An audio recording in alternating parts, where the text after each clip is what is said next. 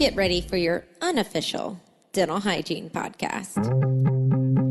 These are the tales of two hygienists, one East Coast RDH and one West Coast hygienist. Listen as they tackle the profession of dental hygiene with humor and enthusiasm. Now, please join Michelle Strange and Andrew Johnston as they tell you a tale of two hygienists. Welcome back, everyone, to another episode of A Tale of Two Hygienists. This is a bonus episode, a special CE bonus episode. My name is Andrew. And this is Michelle, and we want to thank Crest Oral-B for partnering with us on this awesome CE episode that we did with Tom Viola. He has been on the podcast a few times. You can find lots of tipisodes and episodes coming from him. He's actually done some bonus content through the years with Crest, and this topic that we're talking about is dental pain management and talking about things like Advil, especially after there was some, confusion around if you use it with COVID or not. And so we were kind of doing this almost as a round two because he has talked about pain management and analgesics on our podcast before. And it was really great. We hosted this first on Facebook Live. So if you really want to, you can head over to our Facebook page and watch us talk about it, or you can just stay here and listen to this. But you can get CE for this. You can get some self-study CE for this particular podcast, like many of ours, but definitely this one. So thank you very much for Tom. And here is Tom Viola and Michelle Strange. All right. It says we are live here now. We are live. This is super exciting and kind of a few weeks in the making. How are you, Tom? I'm doing fine. Thank you so much for having me. This is a real treat and a real honor to be part of everything A Tale of Two Hygienists. You know, I love working with you and Andrew. You guys have been the leaders for so many years now. And in times like these, you look to leaders like you guys. So I'm just happy to be a part of it. Thank you. Oh, thank you. Well, we are nothing without our experts that come on, like you, that have shared multiple episodes worth of content with us, and tipisodes and all kinds of stuff. So we really do appreciate you for that. Yeah, that's the best. So I do want to go through some housekeeping stuff right now with, for this live CE Facebook Live. This is the first live we've done for CE on Facebook before. So I'm really excited to have this opportunity and present some of the information that you know so well.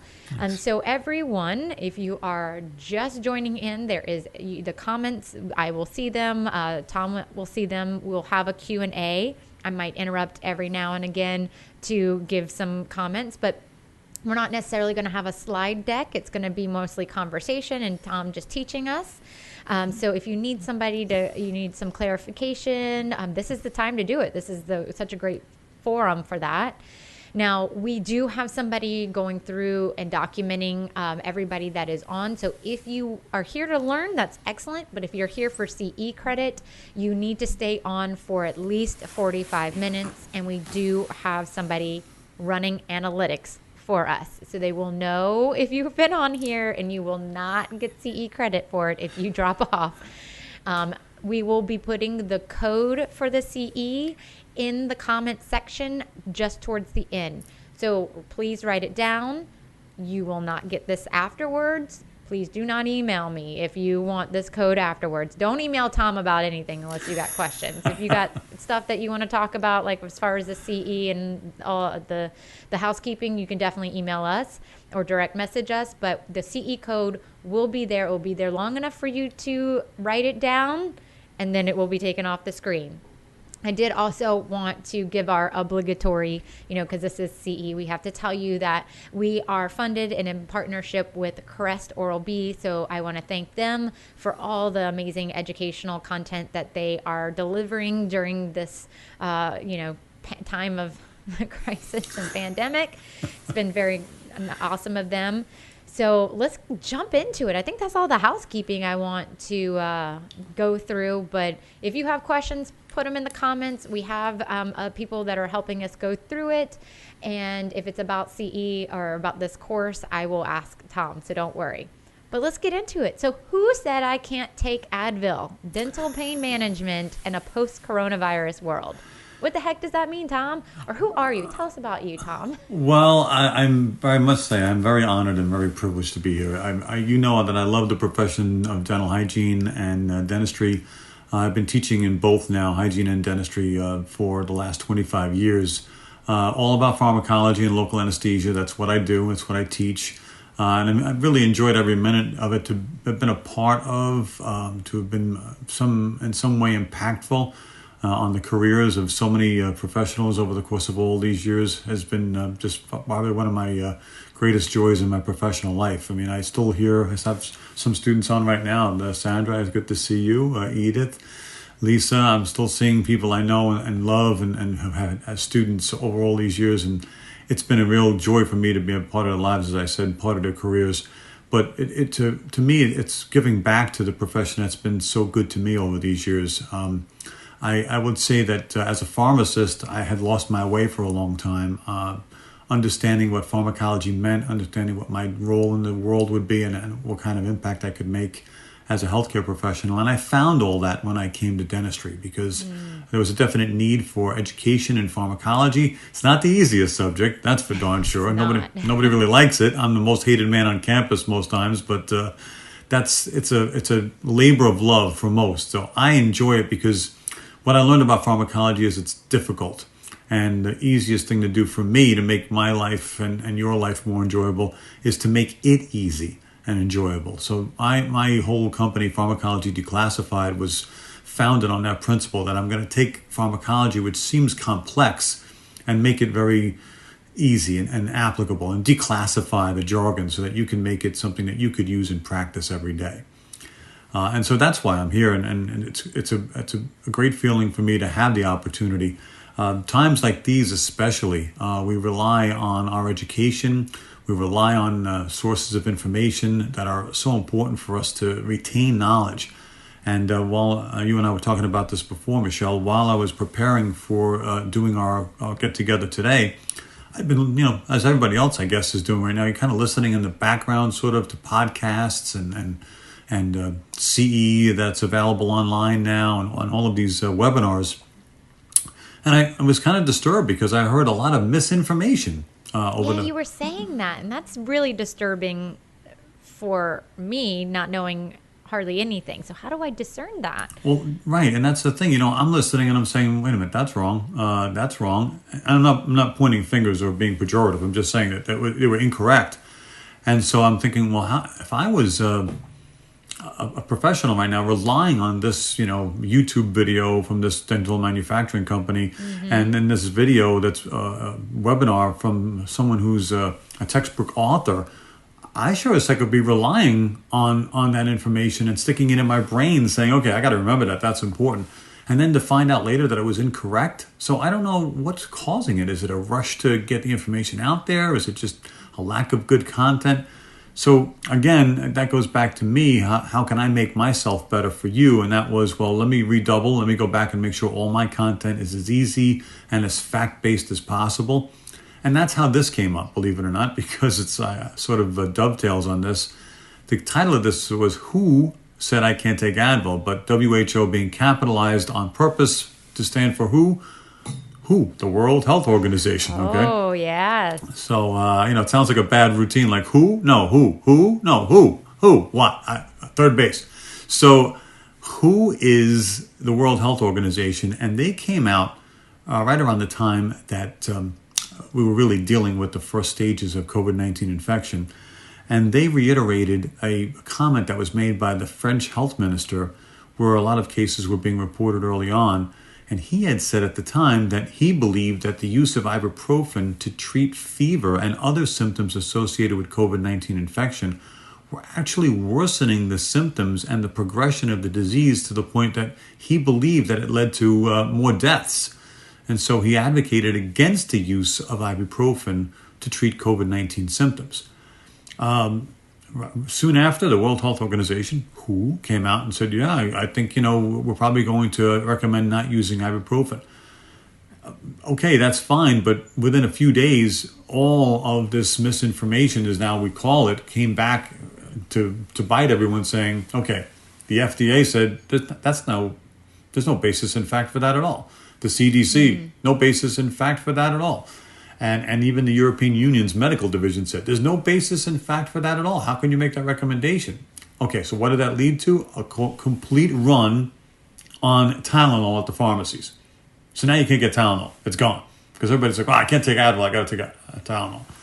That may be a side effect of that whole thing, but the bottom line was that's misinformation. If I was only listening at that time and only paying attention at that time and listen to that snippet, forevermore, I'm going to think you can't use ibuprofen to treat viral infection when, of course, that's not true.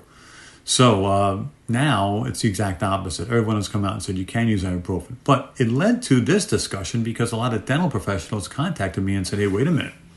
I've got patients who might be infected with COVID-19 and asymptomatic. Or I have patients who have mild symptoms, who still need emergent work done. Should I not use ibuprofen to treat their dental pain? Ibuprofen is the backbone of our dental pain management paradigm. And so, again, I had to go back into the literature. And, that's why I kind of hate misinformation. It's my little thing.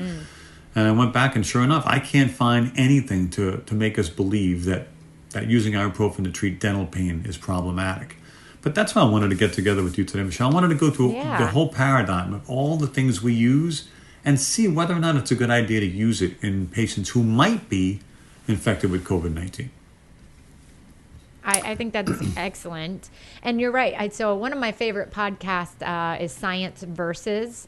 And also there's one out there called This Podcast Will Kill You. It's all on infectious disease. I love it. And they were talking about WHO and how that it was a French doctor, right, that came up with that. And it did confuse a lot of people. And when we look at COVID, is it correct in my understanding that it's a cytokine storm?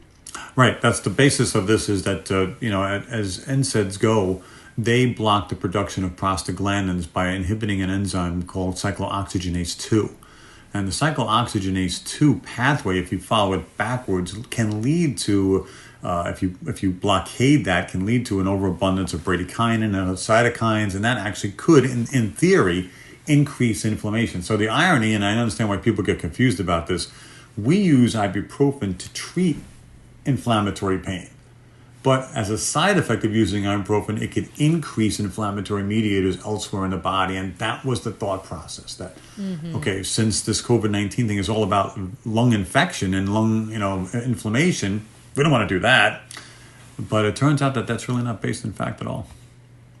So, you've been on the podcast before where you were talking with us about pain management and different analgesics and we'll get into the acetaminophen and ibuprofen combo because that's where I first heard about this, and now there's an actual pill that's doing that for us, right? Yeah, absolutely. Yeah. So before we get into that, I would love to know the mechanism of action for these analgesics, like your NSAIDs, and how what does that remind us again how that all works? Yeah, so NSAIDs, non-steroidal anti-inflammatory agents, as we're supposed to call them now, because NSAID is now copyrighted, so we have to call them NSAIDs, non-steroidal anti-inflammatory agents, are essentially that. They're non-steroidal, meaning they don't work in the same pathway as steroids do, with all of the pituitary, adrenal axis, that sort of thing.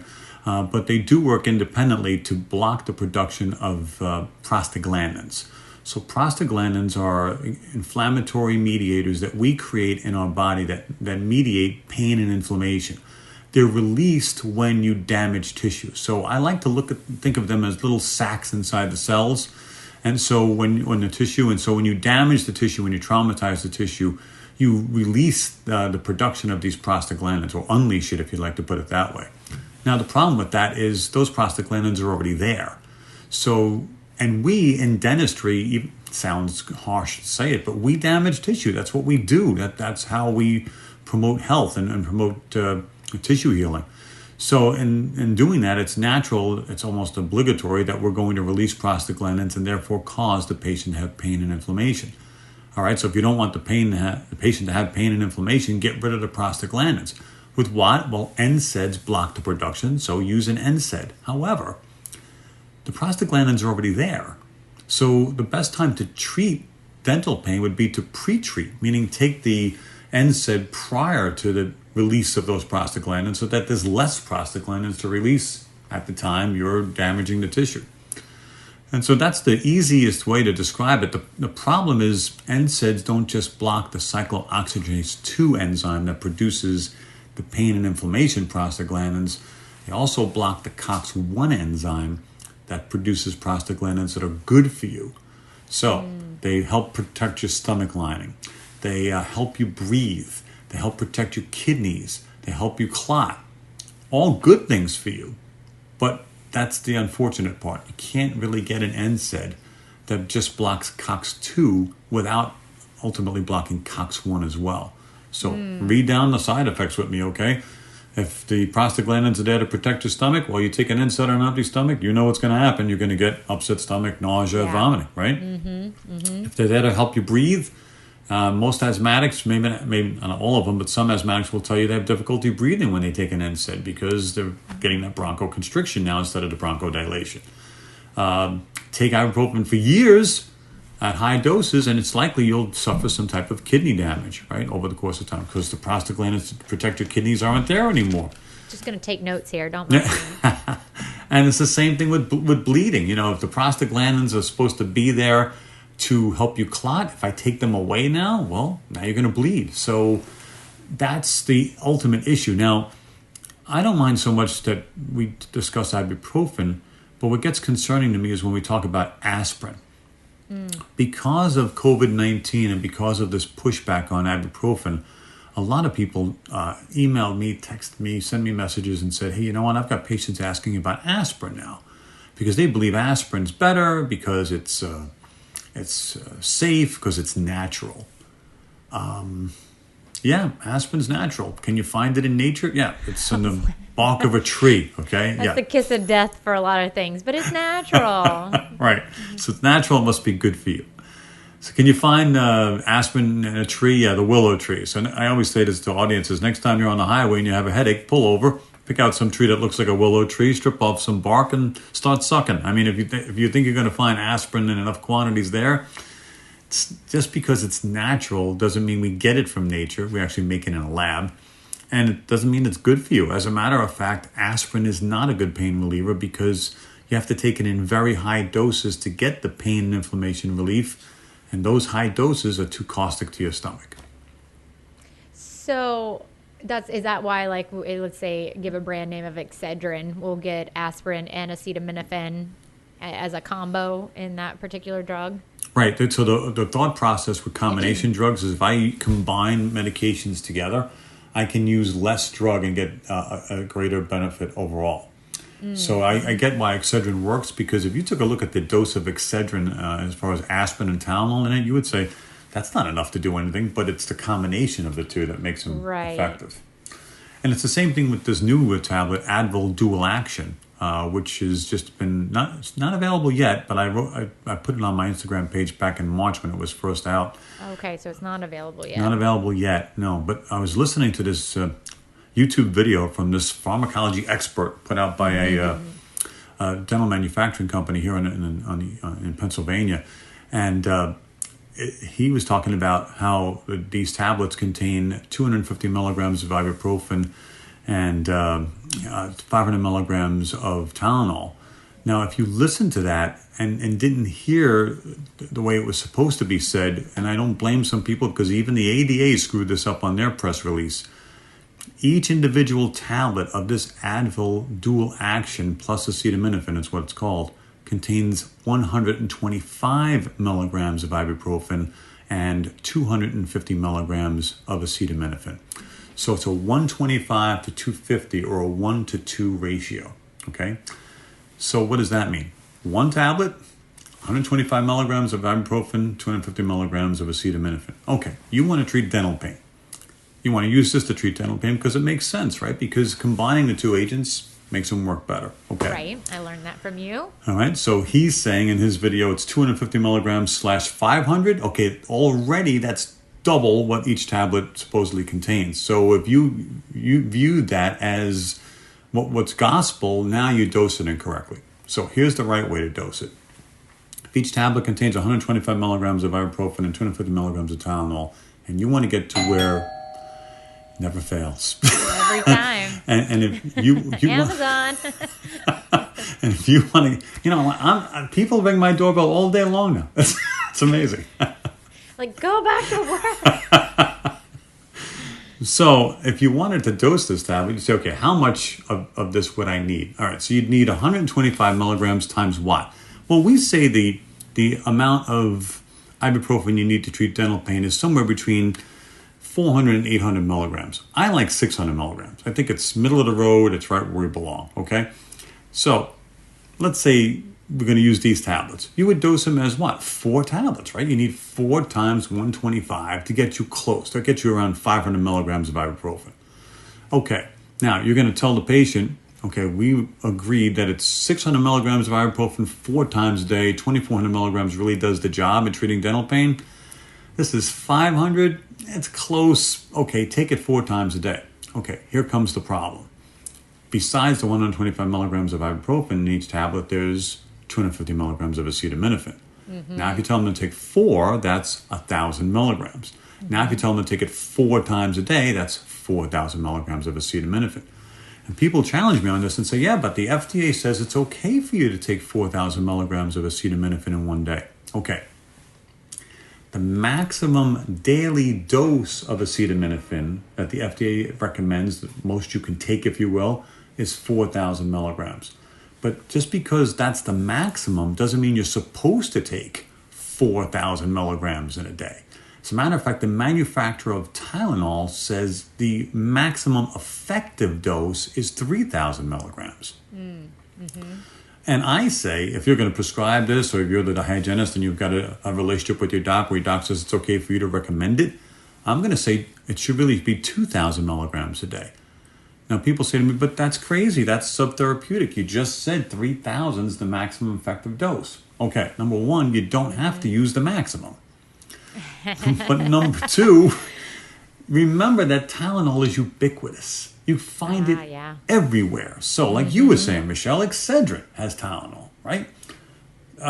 These days now, you get the slightest sniffle. Oh, I might have COVID-19. So, you take Tylenol, cold and sinus. You take Tylenol PM because we can't sleep because our kids are around 24/7. Just kidding. Oh, yeah. I forget about that Tylenol PM. Yeah. Right. So you've got all those sources, Dayquil, NyQuil, all these sources of acetaminophen that people might be taking anyway. So I say, again, flying in the face of what I heard on that video. Go low just in case. Yeah, the video says, oh yeah, take on the video he says, take the 1,000 milligrams 4 times a day. I wouldn't recommend it. Why? All the other sources of Tylenol, I'll tell you why it should be 2,000, okay? 2,000 is what I'm recommending.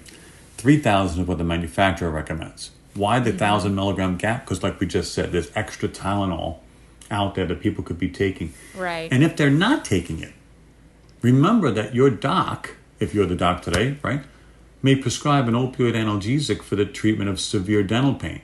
Every opioid analgesic we use in dentistry contains acetaminophen. So that's even more Tylenol that the patient might be getting. Okay. And also, a lot of us are day drinking. So Yep. there's a lot of liver issues that we might want to think about. Absolutely. With that much Tylenol in our world. So that's the future. Like, that's the product that will come out and we might have. So right now, what is it that we should be recommending? And, we're talking about like preloading, right? Like giving them something beforehand. Can we talk about like, what that milligram would be if we did that combo? But then what if they're already in pain? Like, what's the deal with that? Like, how do we manage that? So let's say they are coming in, since we're only supposed to be seeing emergencies. Well, some people are doing some other things. But anywho, let's say they are coming in because they have an abscess or, something. They're already in pain. How do we handle that? Well, let's go back to what we were talking about. So, okay, Tom, what are you saying? I can't use these new tablets? I'd have to give them 3 then. Okay, so 3 comes out to be just 750 milligrams of acetaminophen instead of 1,000. I could tell them to take that 4 times a day. Yeah, but don't forget now, that's 3 times the 125 milligrams of ibuprofen, so that's less than 500. That may be subtherapeutic. So a lot of docs just say, sounds like a good idea, I might recommend it, but it's just easier for me to go with what I know.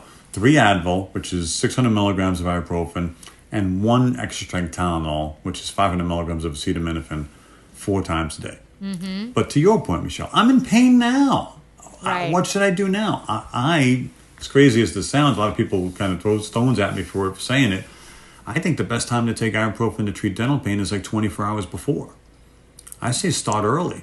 Okay. Because that way, remember, the most difficult part you have is reminding yourself that, I love people, don't get me wrong, but I'm just saying, some people, logical as they are in every other phase of their life, look at dental pain and say, let's see how bad it gets. Like if they get a pain in their abdomen or a pain in their head, they're the first ones to go run to a doc and say, hey, well, I got this pain. But when it comes to dental pain, it's like, let's see how bad it gets. Okay.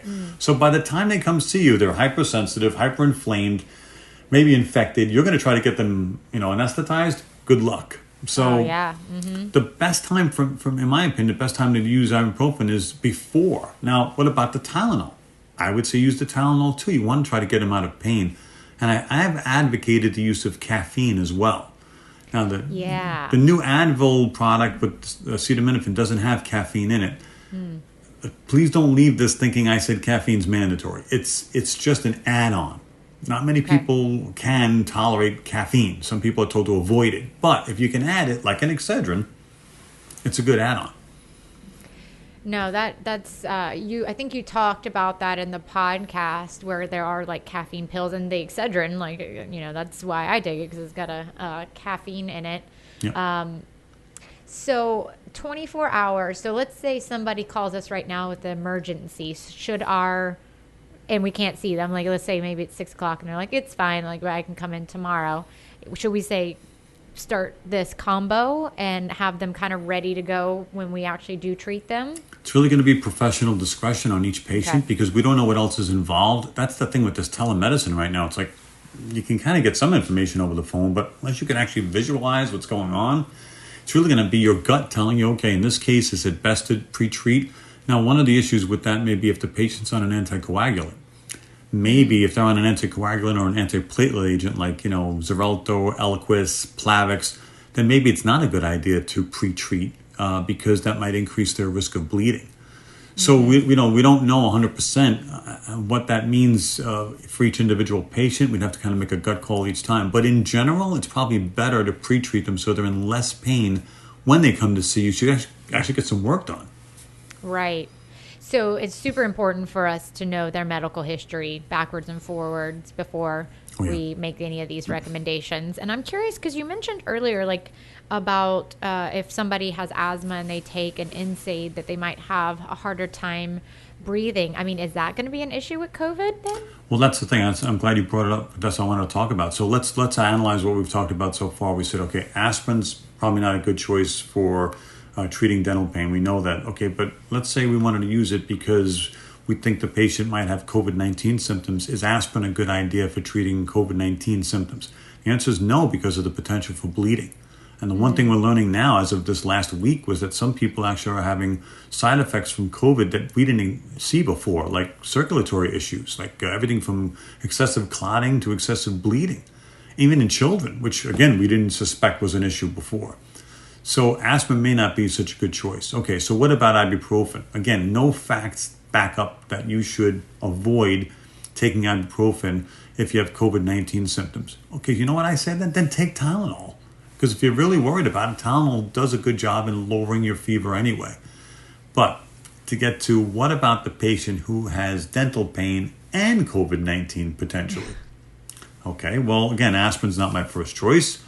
What about ibuprofen? I think ibuprofen's probably safe. And what about Tylenol? I think Tylenol is safe too. But if your patient has an issue with taking ibuprofen to treat their dental pain, that's going to be a problem for them and us, because without ibuprofen or without NSAIDs in general, if you think of it this way, dental pain is acute inflammatory pain. Mm-hmm. So the best way to treat acute inflammatory pain is with an anti-inflammatory. You just can't beat ibuprofen for treating dental pain in that regard if you're going to use acetaminophen or you're going to use opioids, because there's nothing anti-inflammatory about acetaminophen. There's nothing anti-inflammatory about opioids. So in the comments, some people brought up if you're pre-treating or asking them to take it, before they come in for the appointment, trying to identify the tooth that's an issue might be a problem, because they have, especially Lauren brought up endodontic testing, like cold testing, percussion, palpation. Right. So is this where the clinician is going to have to make that judgment call? Like if they see an abscess, then that's a real indicative sign. But if Correct. they're like kind of not sure, like, oh, it's up here in this area, how do we handle that? That's the judgment call. That's the problem. And I feel for anybody who's trying to practice telemedicine right now or teledentistry right now, because it's almost impossible over the phone unless you really have that experience behind you. Using ibuprofen and Tylenol can be problematic for the reasons you just said, because it masks pain when you really want to be able to identify it and localize it. Can cause bleeding. It can cause, as we said, sometimes patients don't take it the way they're supposed to. They believe, you said take 3 Advil and 1 Tylenol. Well, I march to the mantra of more is better. Three words, more is better. So what does that mean? I'm going to double it up. I'm going to take, 6 tablets of Advil and 2 Tylenol, because I'll get twice the pain relief.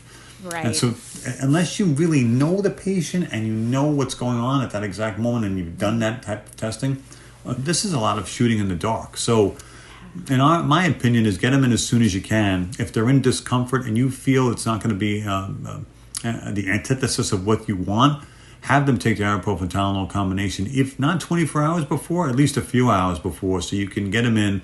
It won't be in as much discomfort, and you can actually get your job done. Because the struggle with anesthesia is if they're tense, if they're already infected and someone inflamed, pH is working against you, and that's just an issue we can't deal with on top of everything else. One of the questions that came through also, and we know this, some patients when are currently in dental pain, they dig up any past medications, an example being antibiotics. And if that's the case, should they pre-treat or hold back on pre-treating, because they've heard patients do this a lot? I think that's a great question. But again, is this going back to like having that conversation, that consult, that phone call? But like if right now, I guess that's an issue, because what if they aren't a patient of record? Maybe they're seeing us because their office isn't open because they don't have the proper PPE, and now they're coming to our office. Any suggestions? Right. Well, as you alluded to before, Michelle, and I don't want to throw stones at anyone, okay, but there are some dental offices now that are open that are saying they're doing emergent cases, but the word emergent is being used rather loosely. So my regular doc he or she is staying closed, doing their job, but this other dental office is open, and I really need to be seen, and they're so kind to fit me in. But now you're that doc who's maybe being as gracious as you can, saying, okay, look, we're open anyway. Come on in. Let's take a look at it. Yeah. And now that's, like you said, not a patient of record. Or maybe you just do teledentistry and take their phone call because you're open. Yeah. And you don't know much about the patient. You know the complete medical history. You don't know anything about the pathology that they've had in the past. You have no records because the other office is closed. Again, you're shooting in the dark. So my opinion is, we've got to end up seeing these folks. They're being told, and what about these people? They're being told, don't go to the ER because the ER is swamped. Don't go there for dental pain. Your dentist is closed and he or she won't be open until this is all over. Oh, you're in pain now. What are you supposed to do? So I get why this happens. Believe me. For sure. But you're the doc now who's willing and able to take this person in because they're in significant pain. It seems emergent, right? You want to get the amount of pain as fast as possible.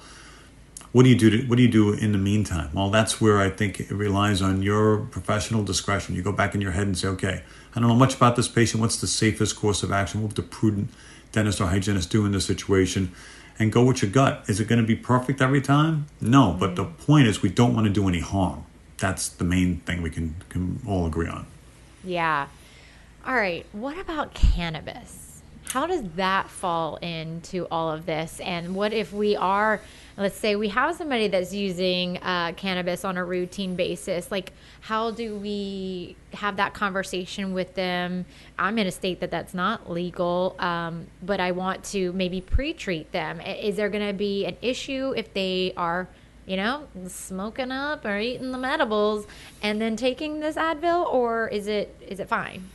Well, that's a big problem because right now, listen, if I had that kind of pain, right, and ibuprofen and Tylenol that Viola said I should take isn't working, I might decide to go outside the norm, okay? So cannabis is looked at as something that treats pain and treats anxiety. So, all right, I got a good dose of both right now, so let me try cannabis. And not only if it's my idea, but I got a lot of neighbors who are home too saying, you should try this, I've got an edible. So you try it, right? Okay, so what's the downside? Well, I'm never gonna politicize cannabis because I don't know myself what the good and bad of cannabis is. No one does because we haven't done the research yet. Yeah, we're federally, we can't do. Still Schedule 1, right? So you can't do anything with it, right? And people hear this all the time, like, well, yeah, but it's legal in my state. It's legal in your state because of the quirk in the law, but it's very rare that the states are allowed to be less stringent than federal law. Most of the time, it's the opposite. This is just a quirk. So, all right, what do you do if you're presented with this issue where should you use cannabis or not? Okay, what do we know about cannabis? We do know it has analgesic properties, so it can be used to relieve pain. It is not anti-inflammatory, as far as I know. So that means, would it be a good idea to treat dental pain with cannabis? Again, if it's not anti-inflammatory, I don't know how much good it's going to do. All right, but it's going to help my anxiety. Very true. Cannabis, especially THC, does work to alleviate anxiety.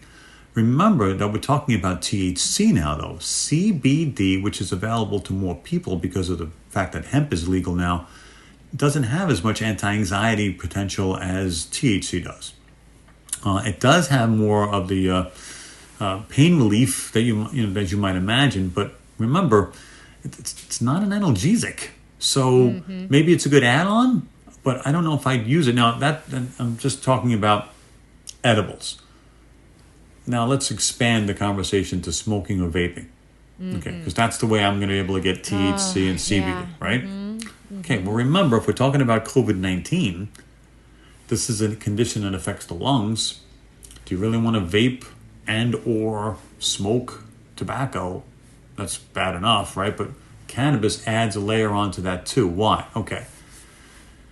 Vaping and smoking cannabis in a patient who has significant lung involvement is, I would say in general, not a good idea.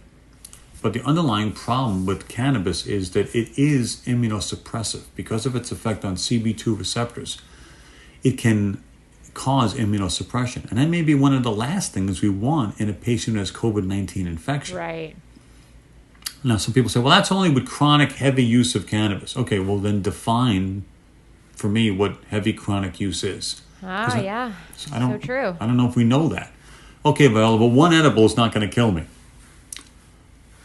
Probably not. But remember the other thing, which is what? Do you know what's in that edible? And where did it come from? Well, I bought it at a dispensary. Okay. That are open right now. I love that they're considered essential.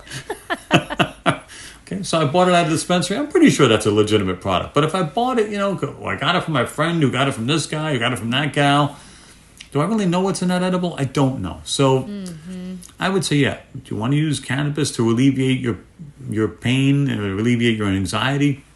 In that one respect, I'm a libertarian. If you want to use it and it's not going to hurt you or me or anybody else, then by all means, it's your personal decision. But I just don't think it's probably the best idea when you've got a patient who has potentially COVID-19 infection and using it to treat dental pain. Okay. So how does this all land? Like, should we also, if we're doing these pre-screening calls or teledentistry, should we be asking them, of course, their medical history? We're asking them if they've taken any, pain meds prior to this, but should we also be asking about alcohol consumption? Goes without saying, Michelle, I'm glad you asked it, because if we're not doing this now, we should be. Gone are the days when we used to be able to sort of turn the other way, look the other way, pretend it didn't exist. Look, I was guilty of it too. Who wants to get involved in that conversation? I completely understand. It's hard. But now those days are gone. Dentistry is converging with medicine on an ongoing daily basis. And people hear me say this and they say, well, we were always medical professionals. Yeah, but we kind of lived separate lives. we would treat patients as, two different patients until we needed to coexist when it came to consults and that sort of thing. But we kept our records, they kept their records, and we sort of lived these parallel lives. Well, now we're becoming part of the team. So it's important for us to know all aspects of the patient's medical history, including their use of recreational substances. I can't even call them all drugs because people use a lot of stuff that's recreational that may not necessarily be a drug. But we need to ask and let them say yes or no. But you got to ask and you got to document. And now if they say no, then I'm not saying the burden's off us completely because we can still obviously see things that would point in that direction. But if you don't ask, it's bad for both. Bad for you from a liability standpoint, bad for them because, you need to know everything about them to be able to proper treatment plan and follow best practices.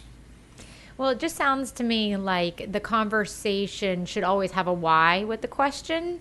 Like, why am I talking about, have you taken any prior to this because of X, Y, and Z? Antibiotics, same thing, cannabis use. And if anybody that's listening has like a really great way of having that conversation with patients, we would love to know that. We just kind of share that info with us. But it just sounds like that if we give the patient the why, and I always go back to very early on when Viagra came out, right? And if you gave nitroglycerin, is that right? Correct. When they were having that, and nobody wanted to talk about it on their health history. That's right. It was kind of taboo, and we don't talk about that stuff. But if you were like, your heart might not like this, I need to know this information. I think it was a movie. What was it? With Jack Nicholson, maybe. And they were like, if we give you this right now, like your heart might explode. And he was like, I haven't been taking it. So if we give the why with the question, it sounds like maybe we'll get a little bit more accurate information from these people, even if they have been patients of record and we quote unquote know them. We don't always know them as well as we think or would like to think that we know them. You can, and I agree with you 100%, Michelle, because the thing is, ask, okay, and convince them that you're not the police, that you just need this information because you need it, because you need to be able to understand what kind of effects it could have on dentistry. I'm writing a post right now for Instagram that'll be up probably tomorrow about EVALI, which was electronic vaping or electronic cigarette or vaping associated lung injury. And what are they finding out now? They're finding out that a lot of people weren't honest when they were asked how they got this respiratory condition. They weren't honest about whether or not they had vaped cannabis. That they didn't want to say it. So they said, well, I vape nicotine. But now we find out that they were vaping cannabis. And if we had known that earlier on, that could have changed everything we knew about EVALI and how it happened. So that's the point. You've got to try to get as much information in as you can. And if you've heard me as a speaker, I go Brooklyn on them. I always do. That's my roots. I'm a boy from Brooklyn. I'll always be a boy from Brooklyn. So when I take a medical history, I ask the 3 questions. First one is, and I'm serious as possible, I say, what do you take? And I just let it hang there. And they say, what do you mean? And I'll say, do you take stuff? And they say, I don't understand. Do you put stuff in your mouth, yes or no? And I keep hammering them with that same question so that I don't want to use the word drug, medication. Tell me everything. And then the second question, what you said is, my second question is, why do you take it? Do you know why? Can you tell me why you take it? And then my third question is, did you take it today? Oh, okay. Because I know a lot of people on blood pressure medications that don't take blood pressure medications. Oh, yeah. Yeah, it's not on a routine basis. So one of the questions, one from Laura, she said, I'm an endodontist. I ask patients about drug and medication use and let them know it's important to know this information because some medications can interact with local anesthetics and other drugs we use. Cocaine, local anesthetics with epi is bad. Great. I think that's given that why behind it sounds perfect. Even over-the-counter drugs, like a drug like right now, Zantac unavailable if you have heartburn, right? Pepsid is in short supply because somebody published a little study that said Pepsid could help protect you against COVID-19 infection. Stop it. That's gone, okay? Now you're left with Tagamet. Okay, so Tagamet sales are booming right now, right? Tagamet is the one drug available over the counter that interacts with lidocaine. So go figure. Now I've got to worry about lowly Tagamet, the over-the-counter acid reducer. Y'all hear that? Ask your patients about that. Yeah. So, yeah. One question from Natasha says, are there any recommendations on good resources for like comprehensive medical history form questionnaire? Do you have any places that you like to send people? Lauren, that was a good question. Natasha, that was a good question. Good questions today. I'm going to tell you, I like forms. I like questionnaires because they help you write down everything and make sure you remember to ask certain questions. But the thing is, sometimes we become too reliant on them. And they're hard to update. We don't have the conversation either. Exactly. So it's so easy for me to say, nope, versus you asking me an open-ended question. Like the one I hear all the time, if I'm hired as a consultant in a dental office, the first day all I do is I just sit there and I listen. Because I want to like take the whole office in and get the scope. And one of the first things I listen for is when someone takes a medical history, they usually ask that question. The question is what? Any changes to your medications? And the answer is nope. Nope. And that's the easy Never. answer. Right. Never. And so I'm the first thing I tell them is follow the 3-question rule that I gave you, okay? And I love hygienists and dentists and assistants because they say the same thing all the time. I don't have that kind of time, Tom. You want me to spend 20 minutes going over a medical history? I got barely enough time to get anything done. Yeah. I get it. But that's why questionnaires are helpful, but more open-ended versus yes and no questions would be great. So do you have a place where you send people for good questionnaires that are pretty succinct and very comprehensive? You know, I don't, but maybe I'll put one on my website. Maybe I'll do that. That's excellent. Y'all, and his idea. website's down there at the bottom, tomviola.com. Definitely check that out. Someone said they're adding Tagament to their list now. And also somebody said it's a lot easier to ask people about cannabis when you're in a state that it's legal now. True. You know, I'm in South Carolina. It's not legal here, but I feel like I'm pretty okay with it because for me, I feel like it's not about it being legal. It's more about the stigma sometimes. Oh, great. People are like, I get high. This is what I do. And they'll tell me now, which is very different than 10 years ago when I, was asking them that question on their health history. And I also, and please tell me, because I'm always trying to get better with my health history. I had a very not a fun experience my first year of hygiene where somebody was sent home or sent to a hospital in an ambulance that was sitting in my chair. And I did the typical, any changes in your health history? And I just did the date with no changes, within normal limits, my little initials. And then the ambulance, the EMTs that came up, the paramedics were like, what are the changes? What are the, and I felt so stupid and incompetent. So now I'm kind of a crazy person with my medical history. But my questions are always any new changes, any new surgeries, any new diagnoses, when's the last time you were at your doctor? Here are your medications that I have in the milligrams, and I list them out. And that's usually where I catch them. They're like, oh no, I'm on a hydrochlorothiazide now, and get them. But is there a better way or an additional question that I can add to that to get them to kind of pull it out of them a little bit? What I've done in the past is actually showed people the list of medications like you do, and I'll look at them and I say, do these look like the medications you're still taking? Sometimes people can't recall it, and I'll just call the pharmacy now. Maybe because I am a comfort level, because I am a pharmacist, so I can call. But don't be intimidated because they may be busy, but they'll happily rattle off for you whatever drugs they have on file. Just remember, there are some people, as you pointed out, Michelle, that buy Viagra online. So that's not at their pharmacy. They get drugs from Canada. That's not at their pharmacy. So there's always that room for other things that could be going on besides what you can get on their medical history. But remember also that people, I say this all the time too, be the bartender. Be the bartender. People don't fear you. They find you relatable. They find you comfortable and easy to talk to. Be the bartender, because if you just listen long enough, people will tell you what you want to hear. They will tell you what they want to tell someone that they may be intimidated telling their doctor, nurse practitioner, physician's assistant, but they'll tell you. So be the bartender and listen, because they're going to say stuff. They may talk about the medications they take. They may talk about the recreational substances they take. They may talk about their depression. They may even talk about thoughts of suicide.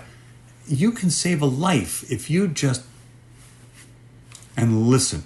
And I know we're all told to do what? Talk during the appointment, keep them distracted. Yes, but leave time for them to open up, because in an awkward silence, they're going to want to talk. So Well, get some I think we're information. definitely moving away from that in dentistry and in medicine of, being the expert and talking the whole time, like you said, and moving towards I'm the expert in the information that I know, but they're the expert in their life. And I can't apply that expert knowledge I have until I have their life knowledge. And Yeah. so it is zip it up. So I would love to just maybe do like a recap. And all the people that are listening, you are welcome to send in your questions now. We'll kind of open it up. I mean, it's been open and we've been asking, but you're free to open or ask those questions. We're going to be giving that CE code in the next few minutes. So if you haven't already, we would love for you to go ahead and comment, make sure that you are here. And we're watching those analytics to see how long everybody's been on. So I would just love like a recap of, listen. Someone said yes. Listen more, talk less. 100%. So if we could just kind of go through what are our current options right now for otogenic pain, Yep. and the combination that we can do. Someone did mention that you've mentioned Midol in the past. How does that factor into this whole list of the pain management analgesics? Well, there's hearsay, although I've never actually seen it. There's hearsay that Midol at one time was available with ibuprofen, Tylenol, and caffeine. So I said, well, that would be the perfect drug, although I don't think I'd want to tell some big guy, oh, you've got dental pain? Go home and take some Midol. That could be resulting in some restorative work, yes. So I would say Midol's gone now. That doesn't come in that combination. To recap, I think, Michelle, what have we learned? Aspirin's probably not a good choice, right? That much we do know. Ibuprofen is still the mainstay of therapy in treating odontogenic pain. Again, was it COVID-19 thing? No, I'm not worried about it, okay? Unless I hear, again, this is a very fluid situation. So if you're listening to this podcast a month from now, and things may have changed, but in my opinion, so far there's nothing out there to dissuade me from using ibuprofen to treat dental pain in a patient who may or may not have COVID-19 infection. Mm-hmm. Okay. Now, not everybody can take ibuprofen. Let's talk about them. People who are allergic, people who are pregnant, people who have ulcerative colitis. Some people just can't take ibuprofen. So that leaves us with a big deficit. Sometimes we use local anesthetics like bupivacaine. Sometimes we use steroids. But we don't have a lot of options. Lasers, which is not my forte, but perhaps, right? Your dial laser might be beneficial there. So again, what about acetaminophen? In combination with ibuprofen? Absolutely, because the synergy makes them work better together. Watch your dosages though, right? We don't really think 600 milligrams, we don't think more than 600 milligrams is really effective. But if your doc likes 800 milligrams, you can alter the dose. So you don't want to do 600 milligrams 4 times a day. Do 800 milligrams 3 times a day. And still get the same overall number of milligrams in a day, which works, okay? Okay, what about the Tylenol component? You really don't want to exceed 3,000 milligrams. The FDA say you could take 4,000? Yeah, but why? You're not going to get any more effect, just more adverse effects. Again, in combination. So 3 Advil, 600 milligrams of ibuprofen, 1 extra strength acetaminophen with it 4 times a day. Can you add the caffeine? I would say no more than twice a day because you want to get some sleep at night. What else did we learn? And what's the milligram of caffeine and how do you recommend getting that? Is it like me just taking some coffee? Like chug some coffee after, or am I taking a capsule? Yeah, coffee would be fine. You can take they do sell caffeine tablets, 65 to 100 milligrams, but only if the patient can tolerate it. Some people just can't tolerate caffeine, and that's fine. I feel sorry for those people. Me too. It makes me very sad for them. As I chug my 15th glass of coffee today. What else did you learn today? Be careful of what you listen to on the internet. That's all I can say. Yeah. I listened to that lecture on local anesthesia, heard things that raised the hair on my head, and I don't have much left to raise, okay? I heard things on that YouTube video about ibuprofen and Tylenol and the combination tablet that were just dead wrong. So be judicious in what you listen to and verify your facts.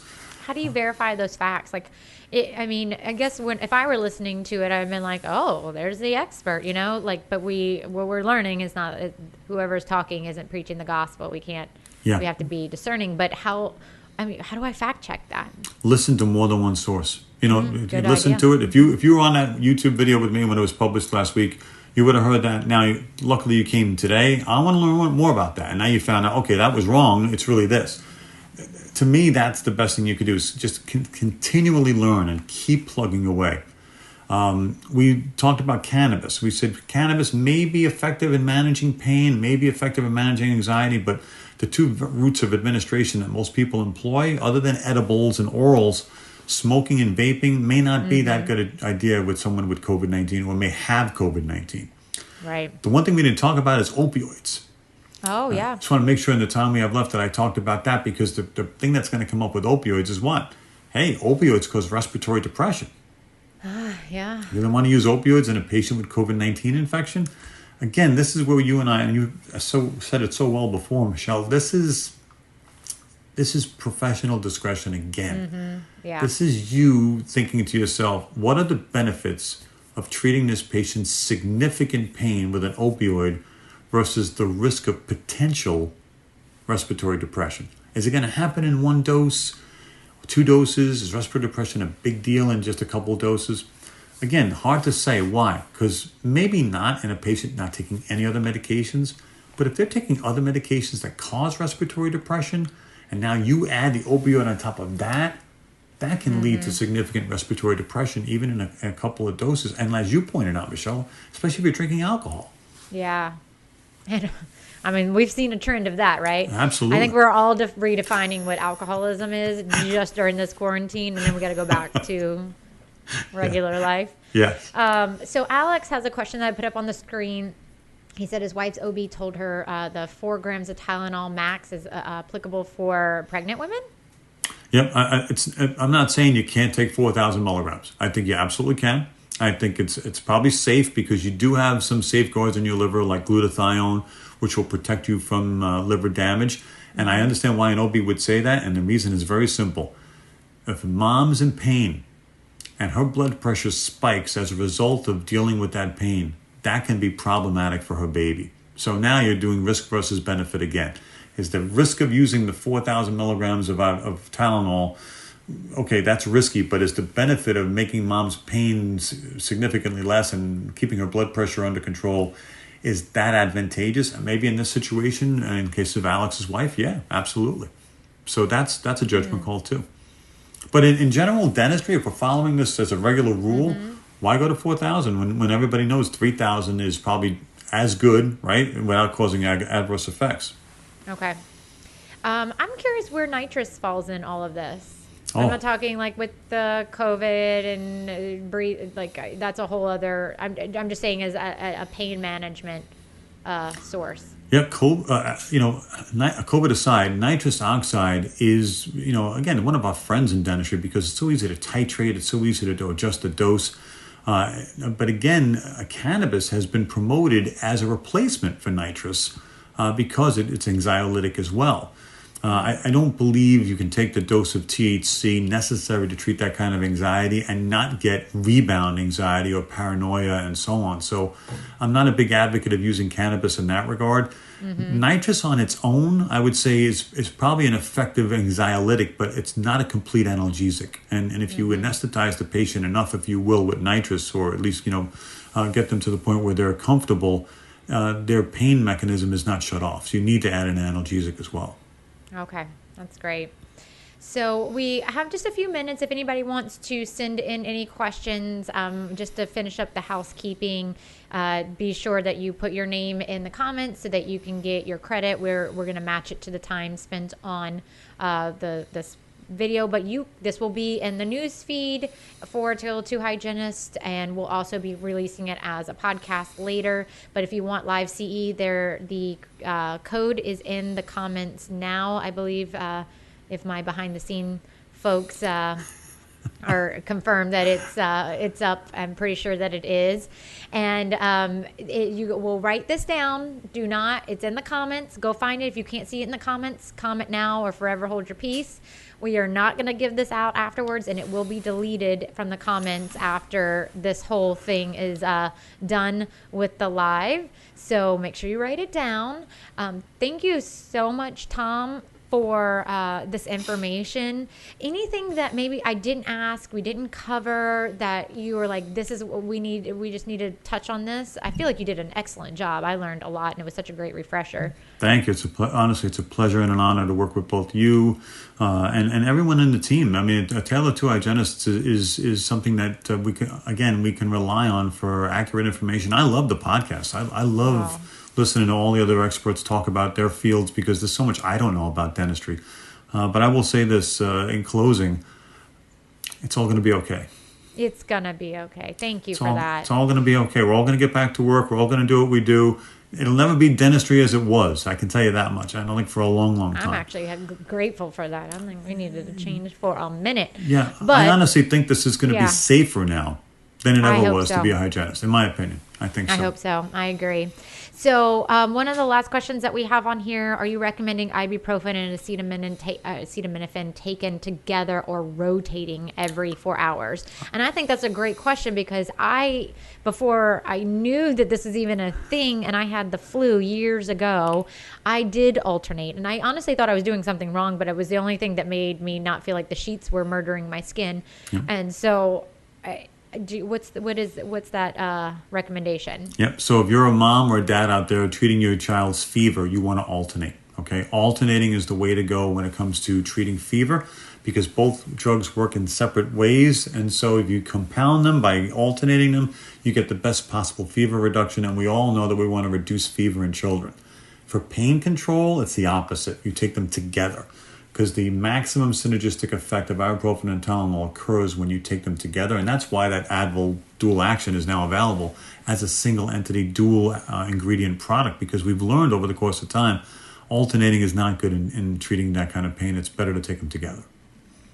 Excellent. That's great info. Let me see. And someone says, can you please put the code again? It's there, right, Brittany? Yeah, it's in there. It's in the comments. Scroll through those comments and look for that, and we'll keep it on just for a few extra minutes so that you can get it. But like I said, if you don't see it, speak now or forever hold your peace, because we ain't putting it back up there later. But I want to thank you again, Tom, for all your information, and then also thank Crest Oral-B for their partnership to bring this content. Absolutely. Yeah, and I would highly encourage everyone to go listen back to, you can actually go to our website at taleoftwohygienists.com and search at the top Tom's name, and it'll pop up all of the podcasts that he's ever done, any of the tipisodes. And then if you want more, because you have courses on tomviola.com, right? Yeah, as a matter of fact, I just launched it yesterday, so it's tomviola.com/CE. Those are all the courses I've done as webinars and as self-study are now loaded up there. You sign on, you take the course. It's $10 a credit, and there's a 25% discount right now, and you get the certificate immediately. Listen to the video, watch the video, take the test at the end, and you get your certificate immediately. So please take advantage now while you can, because I'm assuming when you go back to work, you're going to be pretty busy. Yeah, for sure. So. Well, any final parting thoughts before we jump off here? I love hygienists, right? I love dentists. I love assistants. I love all of dentistry. So if you think there's something that you heard out there that you don't agree with, or you think, hey, that sounded weird, shoot me an email. I'd love to hear. My goal in this world is to get rid of misinformation. So hit me an email. It's tom@tomviola.com. And if you heard something I said that didn't make sense, please let me know. And I'd be happy to go back and check my sources and make sure, because if I'm anything in this world, I'm a source of information. And if I'm doing misinformation, then I don't belong behind a microphone or even on a podcast with greats like you, Michelle. No, you are such a wealth of knowledge and such a great resource. So definitely head over to Tom's website, check out his courses. When we can go back to learning together in a room, who knows when that will be and what that looks like. But stupid virus. Sorry. Yeah, I mean... Hey, I'm all for. I'm like everyone. Respiratory hygiene and hand hygiene, real champions of 2020, and we needed it. We needed this. I mean, this is a real kick in the face, but we needed the reminder to get a little bit better about that. But I hope we at some point can all be together, learning from you again. Thank you much. But until then, we're really grateful for these videos and your podcast. And thank you to everyone who asked questions. And if you have any other comments, please let us know. Otherwise, follow the podcast and thank Crest Oral B. And yes, we appreciate your presence here today, guys. Thanks, everybody. Thanks, Crest Oral B. Thanks. Good seeing you all. I saw all my students saying hi to me. I see you guys. Good seeing you again. Oh, that's awesome. All right, I'm going to stop it now, and you can stay there, Tom. But thank you, everyone. We hope you enjoy the rest of your Thursday. Thanks, everybody. Well, that was an amazing episode. Thank you so much, Tom, and thank you, Michelle, for moderating that. You did a really great job. You're such a natural at that. Oh, stop it! You're just telling me I'm good at it, so you don't ever have to do it. No, but like legit. Like nonetheless. I'm grateful that you are so good at that. And Tom, he's such a good educator. And yeah, so it's just easy with him. He wasn't thrown by any of the questions or the comments. Like he really knows his stuff. So it's really nice to have him on again. He's such a great guy. Yeah. So thank you to Tom. Also, thanks again to Crest Oral B for partnering with us on this particular CE episode and helping us bring you the live version and also the self-study version, which you can get through CE Zoom. You can get your credits there. Don't forget to go check out our show notes because all that information will be in our show notes. And we appreciate also any rating and review of the podcast as well. If you're feeling in the mood to get a CE, take a survey and rate us. That'd be awesome. Well, as usual, you can find us on any of the social media platforms, LinkedIn, Facebook, or Instagram. You can also email us at ataleoftwohygienist@gmail.com or individually. I'm Michelle at ataleoftwohygienist with an S.com and Andrew at ataleoftwohygienist with an S.com. You're welcome to send us any of your thoughts and feelings and also direct message us anytime, but we'd also love those rating and reviews. And we appreciate all you listeners. We hope you took some pearls from this. And don't forget to reach out to Tom because he is a wealth of knowledge. Absolutely, he is. All right. Thanks, everyone. We'll talk to you next week. Bye, y'all.